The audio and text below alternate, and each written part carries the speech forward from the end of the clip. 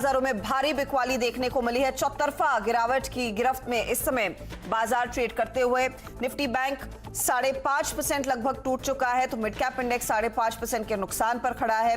साथ ही साथ 3.5% की गिरावट आप देखेंगे सेंसेक्स और निफ्टी में, तो ये एक वन साइडेड फॉल देखा जा रहा है। फार्मा को छोड़ दीजिए और बाकी सभी इंडाइसेस दरअसल आज के सत्र में कमजोरी पर ही कारोबार कर रहे हैं, और ये जो भी बिकवाली आई है वो दरअसल आई है हमारे इंटरनल फैक्टर्स पर। और सबसे बड़ी जो वजह इस समय मानी जा रही है आज की इस बिकवाली के पीछे वो है लॉकडाउन का डर, और वही डर आज बाजार पर भारी पड़ा है।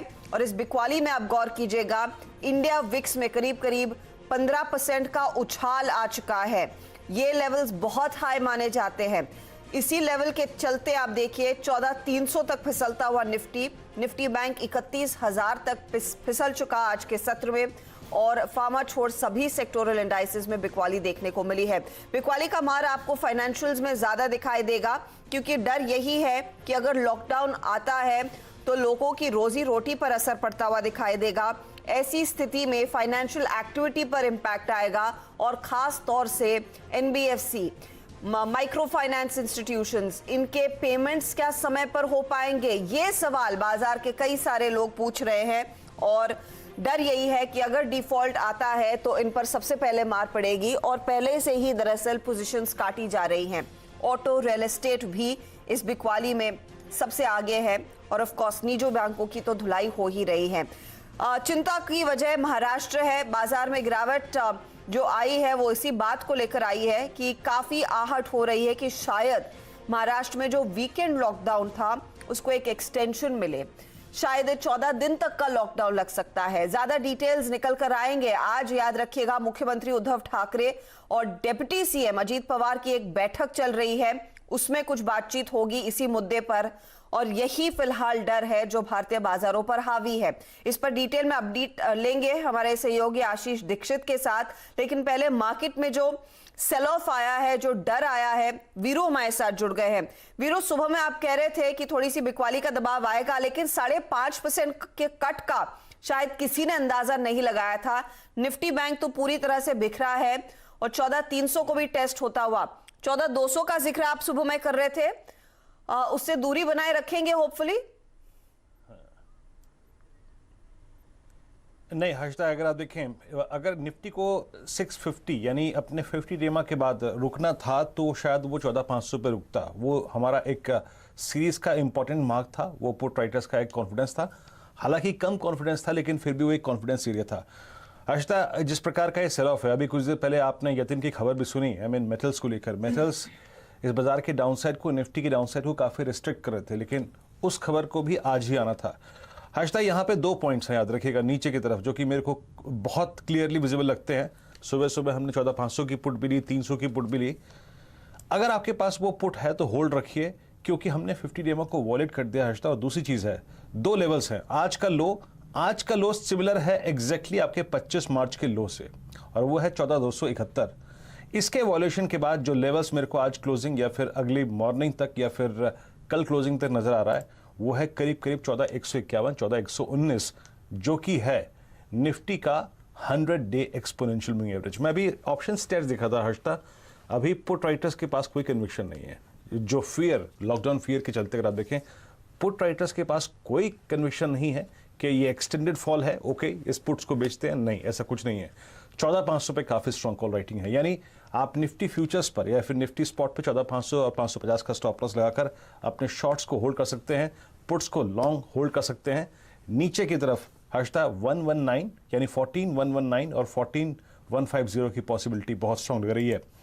रही बात हर्षदा निफ्टी बैंक की, ये कल्प्रिट है। एक्सप्लेन आपने सारे रीजंस कर ही दिए, मैं ज्यादा नहीं बोलूंगा इस पर। हर्षदा, यहाँ पर टूटने के बाद 32,000 अगर आपने पुट्स ली हैं या फिर आप शॉर्ट गए हैं, तो अब एक लेवल आपके जहन में होना चाहिए, और वो है 29,700, 29,750। क्यों?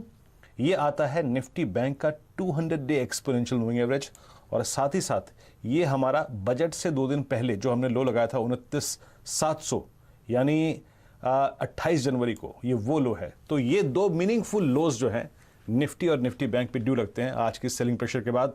बहुत सारे दिग्गज स्टॉक फ्यूचर्स लाइक कोटक, अब फ्रेश प्रेशर में आ रहे हैं। तो हाँ, आई मीन प्रेशर है हर्षदा, और एक्सटेंड हो सकता है। प्रेशर है, प्रेशर एक्सटेंड हो सकता है, और प्रेशर एक्सटेंड होने की वजह यही है, बाजार में दरअसल डर है कि लॉकडाउन जल्द से जल्द अनाउंस होगा। आशीष दीक्षित दरअसल इस खबर पर नजरें रखे हुए हैं। आशीष बताइए, आज सीएम और डिप्टी सीएम की बैठक चल रही है, वहां से क्या क्या आप सुन रहे हैं? क्या इस समय जो बाजार भुना रहा है कि एक लॉकडाउन लागू हो सकता है, उसकी कितनी संभावना है, कितने चांसेस हैं? जी हर्षदा, आपको बताना चाहेंगे कि अब लॉकडाउन महाराष्ट्र में लगना ये लगभग तय माना जा रहा है। कल टास्क फोर्स के मेंबर्स के साथ सीएम उद्धव ठाकरे ने मीटिंग की। करीब 2.5 घंटे ये मीटिंग चली, जिसमें ये फैसला लिया गया जो हेल्थ वर्कर्स हैं उन पर काफी ज्यादा प्रेशर आ रहा है, वो खुद कोरोना पॉजिटिव हो रहे हैं। ऐसे में जो टास्क फोर्स की टीम है उनका साफ कहना था कि अगर कोरोना की संख्या को रोकना है, अगर इस चेन को तोड़ना है, तो 2 उपाय हमारे सामने इस समय मौजूद है। एक लॉकडाउन और दूसरा वैक्सीनेशन बढ़ाया जाए।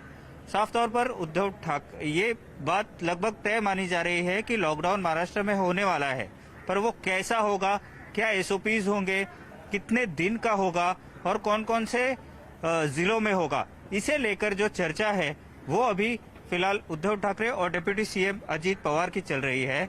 और दूसरा जो मुद्दा है वैक्सीनेशन बढ़ाने का, इसको बताने के लिए, इसको समझाने के लिए इस समय हम खड़े हैं मुंबई के नायर अस्पताल में, और कैमरा पर्सन गणेश से कहूंगा कि यहाँ पर लोगों की भीड़ देख सकते हैं।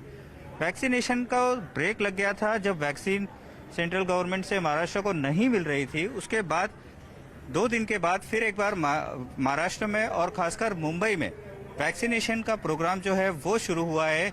जो वैक्सीन आई हैं सेंट्रल गवर्नमेंट से महाराष्ट्र को, मुंबई को खासकर, उसे लोगों में उत्साह आप देख सकते हैं। नायर अस्पताल में करीब एक दिन में 800 जो मरीज हैं या जो लोग हैं उन्हें वैक्सीन देने का काम फिलहाल शुरू है। वैक्सीनेशन का जो प्रोसेस है उसे रैंप अप किया गया है जैसे ही वैक्सीन सरकार के हाथ लगी है। लेकिन जो आशीष कह रहे थे कि महाराष्ट्र में एक तौर तरीके का लॉकडाउन लगेगा जरूर, वो आप समझ लीजिए, और शायद वही बाजार इस समय भुना रहा है। वीरू, क्या मार्केट ने वर्स्ट केस में लॉकडाउन इस समय भुना लिया है? क्योंकि आप देखिए आज सुबह का लो ज्यादा टूटा नहीं है, क्या वो फैक्टर इन करके चल रहा है बाजार? एंड अज्यूमिंग कल परसों में लॉकडाउन अनाउंस हो जाता है, फिर क्या वहीं पर बॉटम बना सकता है market?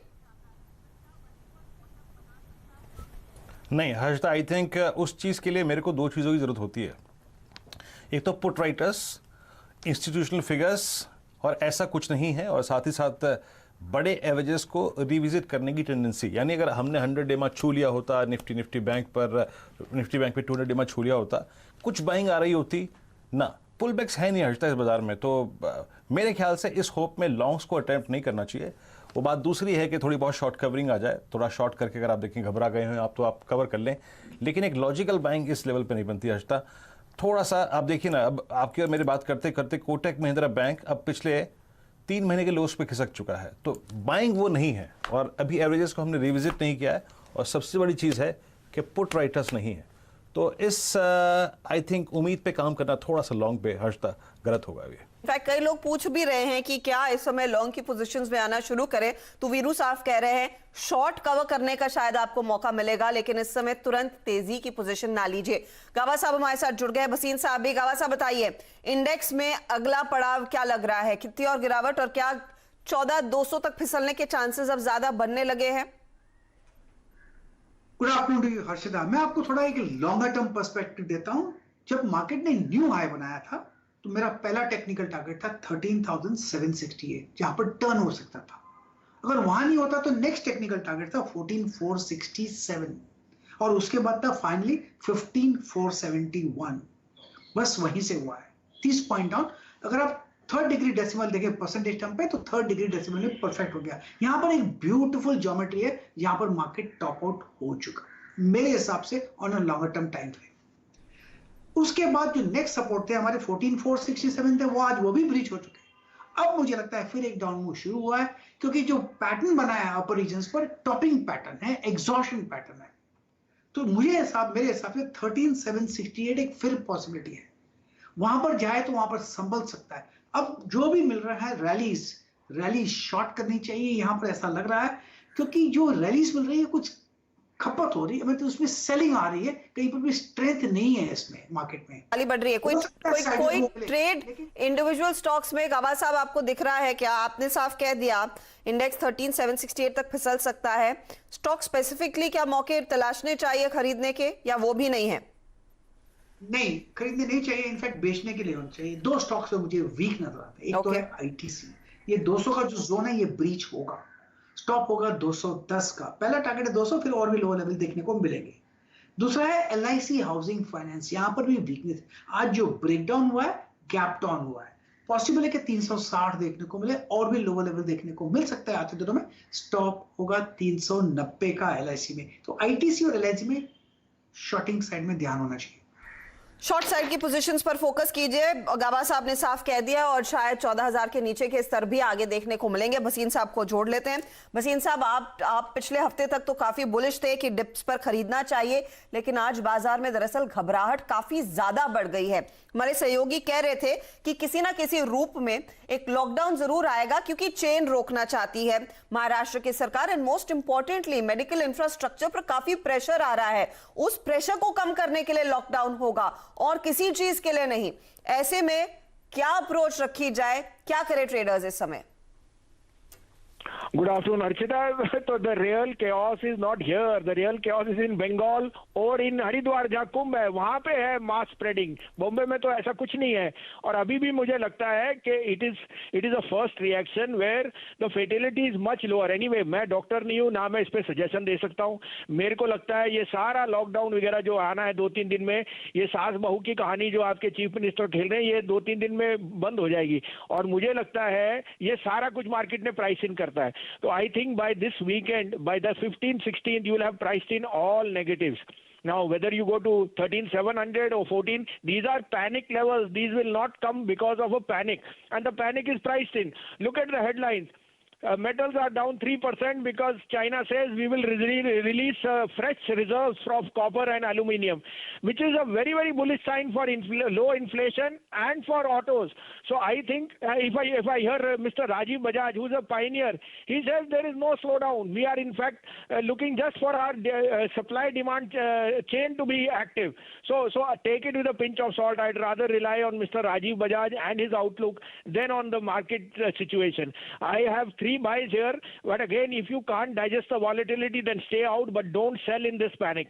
I am suggesting for the next 18 days 3 stocks which you must do a sip, and we'll again go back to these stocks on 30th of April where the levels will be much higher. If you can say, I will start those 3 stocks. जी sir, बोलिए। So first would be unquestionably Mahindra & Mahindra, the largest play, which according to me this year will be in 4 figures. And Mahindra is going to be a smart outperformer, not on the back of the tractor, but the SUVs which are newly launched.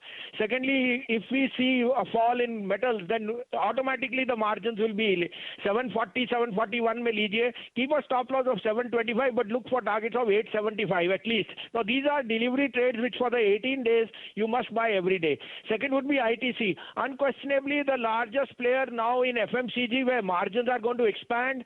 Cigarette volumes will only see an uptick. So at 205, you have a very good chance of making at least a 10% upside. 235 to 240 would be my ultimate target in the next 3 months.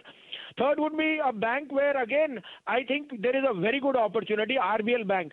205.7 is its book value. You're getting it first time in 1 year under its at 0.9 time price to book. This is one of the best retail franchises which is growing very rapidly. Cost of money is low because they raise capital and they don't need capital. And I think NPAs are overblown that there will be any pressure. So at 185, 186, buy it. Keep a stop loss. 175, look for targets of 245 to 250. Again, my recommendation, do a SIP for the next 18 days and you'll have priced in all the greed and fear. Okay, तो ये फिलहाल आपके लिए 3 top trades और ये थोड़ा सा अगले 15-20 दिनों की स्ट्रैटेजी आपको भसीन साहब दे रहे हैं कि इस गिरावट में फायदा उठाए, डिप्स पर कुछ शेयर लेने हैं। M&M, ITC और RBL बैंक उनको वैल्यू ट्रेड्स दिखाई दे रहे हैं, जहां पर धीरे धीरे करके आप पोजीशंस बढ़ा सकते हैं। लेकिन जिस खबर से देखिए बाजार में और बिकवाली बढ़ी है, वो दरअसल मेटल से जुड़ी हुई है। भसीन साहब कह रहे हैं ग्लास आधा भरा हुआ है, एम्प्टी नहीं है, लेकिन मेटल कंपनियों के लिए तो दबाव बनता दिखाई दे रहा है। दरअसल चीन कॉपर ऑफ एल्यूमिनियम के रिजर्व को बड़े पैमाने पर रिलीज कर सकता है। ज्यादा डिटेल्स यतिन के साथ हम आपके सामने पेश करेंगे। यतिन, बताइए क्या कह रहे हैं चाइनीज प्रीमियर इस समय? देखिए हर्षदा, बहुत ही कहें तो कॉशन स्टेटमेंट्स आ रहे हैं चाइनीज गवर्नमेंट से, और चाइनीज प्रीमियर की जो इनकी पोलित ब्यूरो की मीटिंग होती है, वहां चाइनीज प्रीमियर ने स्पेसिफिकली कहा है कि जो मेटल्स और कमोडिटीज में रैली हुई है पिछले 6-12 महीने में, वो चिंता का विषय है, क्योंकि अभी इंडस्ट्रियल इन्फ्लेशन यानी जो महंगाई का दर है वो चाइना में कमोडिटीज के वजह से बढ़ रहा है, और इसको कंट्रोल करने की जरूरत है। और इसीलिए चाइनीज गवर्नमेंट ने इंडिकेट किया है वो प्राइस कंट्रोल ला सकते हैं, और जरूरत पड़ने पर जो उनके स्ट्रेटेजिक रिजर्व्स होते हैं, खास करके कॉपर, एल्यूमिनियम और निकल के अंदर, वो मार्केट में रिलीज करके प्राइसेस को शांत किया जाएगा।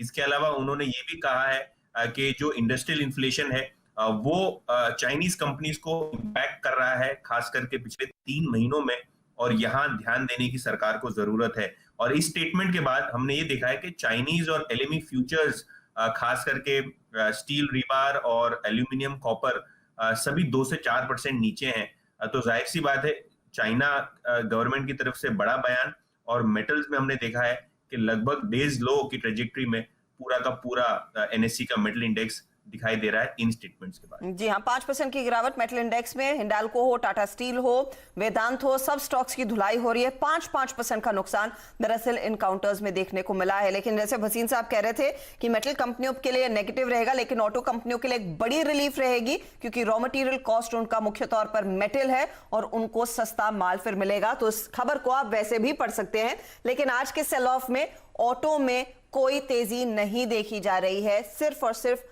मंदी के सौदों पर लोगों का ध्यान है। एक काम करते हैं, लेंगे एक ब्रेक के बाद कुछ स्टॉक्स पर नजरें रहेंगी। एचडीएफसी बैंक में दरअसल बिकवाली बढ़ गई है, 1370 के लेवल को इसने कर दिया है ब्रीच। अब यहां से आगे अगला रुझान कितना कमजोर रहता है उस पर भी चर्चा होगी। आप बने रहिए सीएनबीसी आवाज के साथ।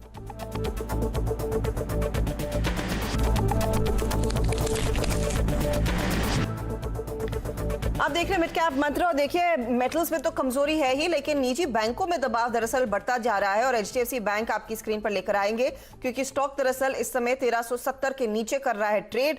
200 दिवसीय डीएमए के नीचे आना खतरे की घंटी जरूर है। गावा साहब, अब अगला पड़ाव क्या रहेगा? 4% तो गया।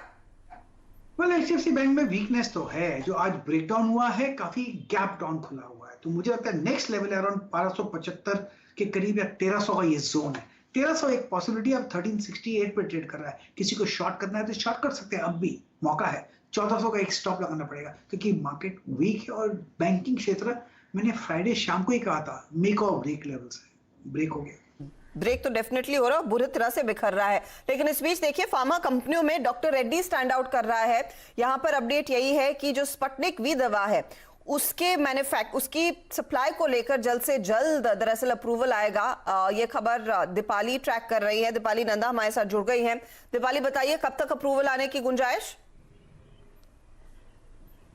देखिए, सूत्रों से हमें जो एक्सक्लूसिव जानकारी मिल रही है कि फिलहाल सब्जेक्ट एक्सपर्ट कमेटी की बैठक जारी है, और इसमें स्पुतनिक वी की तरफ से जो एफिकेसी डेटा सबमिट कराया गया था drug controller general of India को, उस एफिकेसी डेटा की जांच पड़ताल की जा रही है। उम्मीद की जा रही है कि जल्द ही अगर एफिकेसी डेटा में सहमत रहती है सब्जेक्ट एक्सपर्ट कमेटी, तो अगली जो तीसरी वैक्सीन होगी देश में कोरोना वैक्सीन, वो स्पुतनिक वी ही होगी। क्योंकि हम देख रहे हैं कि सरकार पर भी एक प्रेशर लगातार बढ़ता जा रहा है। कोवैक्सीन और कोविशील्ड जो अभी 2 दवा है, इनकी किल्लत देश में होने लग गई है, क्योंकि दूसरी लहर के तहत लगातार मामले सामने बढ़ते हुए दिखाई दे रहे हैं। ऐसे में कोशिश की जा रही है कि एफिकेसी डेटा जो प्रोवाइड किया गया है स्पुतनिक वी की तरफ से, उसको जल्द से जल्द वेरीफाई किया जाए, और अगर कमेटी इससे सहमत होती है तो हम देखेंगे अगले 1 हफ्ते के अंदर स्पुतनिक वी को मंजूरी मिलती हुई दिखाई देगी drug controller general of India की तरफ से। ओके, तो अगले 1 हफ्ते में मंजूरी मिलेगी और स्पुतनिक वी, एक और वैक्सीन फिर बाजार में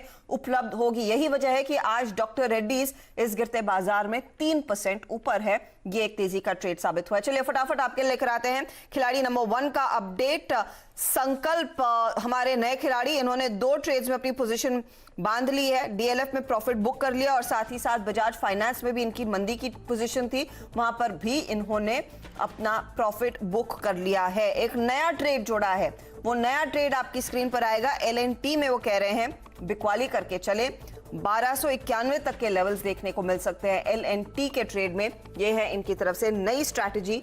नया स्टॉक जुड़ता हुआ 1358 स्टॉप लॉस का काम करेगा। दूसरी तरफ कुणाल शाह ने मैरिको में जो बाय कॉल दिया था वहां से अपनी पोजीशन काट ली है, एग्जिट कर लिया है और बंधन बैंक के सेल साइड के ट्रेड में प्रॉफिट भी बुक कर लिया है। तो यह है फिलहाल आपके लिए ताजा अपडेट खिलाड़ी नंबर 1 की ओर से। अब ओवरऑल रिटर्न्स की स्थिति कौन कहां पहुंचा है वो भी आपकी स्क्रीन पर फटाफट लेकर आएंगे। देखिए आज के दिन मंदी के सौदों पर फोकस हमारे जानकारों का था और तेजी के ट्रेड्स जो प्रदीप ने अपने पोर्टफोलियो में डाले उनका ज्यादा फायदा नहीं मिला। तो संकल्प चतुर्वेदी 4.72% के रिटर्न्स के साथ आगे चल रहे हैं और दूसरे स्थान पर अब 4.46% के रिटर्न्स के साथ कुणाल शाह हो गए हैं। आगे के डेवलपमेंट्स पर आप बने रहिएगा सीएनबीसी आवाज के साथ, आपको हम तमाम चेंजेस बताएंगे जरूर। चलिए वक्त हो रहा है एक ब्रेक का। ब्रेक के बाद आपके लेकर आएंगे नो योर कंपनी और मार्केट के एक्शन पर तो नजरें बनी ही रहेंगी। 1764 अंकों की गिरावट पर इस समय निफ्टी बैंक को छोड़ जाएंगे और 520 अंक नीचे इस समय है निफ्टी।